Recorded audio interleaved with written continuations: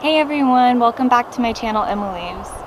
Today I'm going to be taking you along as I pot up some of these little leaf propagation babies. This tray has just become so full. I've got to make room. Everyone's growing so big. I'll be using this 50-50 pumice and soil mixture, and I'm going to be planting them in this little 3-inch pot. So let's get to it. To the leaves. Well, it started raining, but anyway, most of the leaves on this tray are here because they either broke off or I took them off intentionally trying to expose a node on the stem of a cutting when I was trying to root it. A lot of the leaves are Graptopetalum paraguayans or ghost plant, but there are also some random leaves mixed in like Echeveria, Kalanchos, and sedums. I always start by taking the tallest plantlets or the ones with the most roots and sticking them in the middle. Then later I'll fill in with the smaller ones. As I go along, you'll notice many of the plantlets are etiolated or stretched out. This is because I keep the tray on a high shelf that doesn't get much light. It's probably about time to find it a better home. I always try to let the plantlet absorb as much energy as possible from the mother leaf. Especially if it does not yet have roots, it needs as much moisture as possible to grow. If the dried up mother leaf hasn't fallen off yet on its own, you can gently pinch it off, or just leave it in the soil and cover it up. It'll decompose eventually.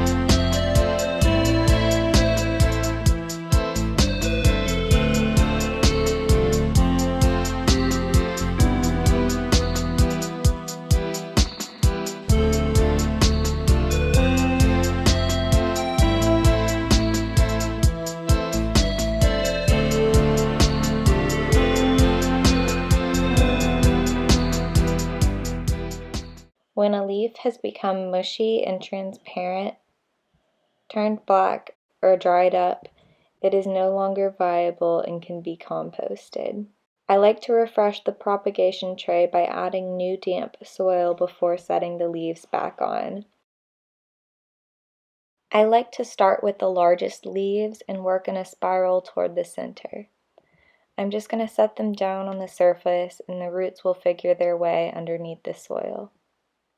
These will have more time to grow, and eventually I'll make another tiny succulent jungle when they're ready.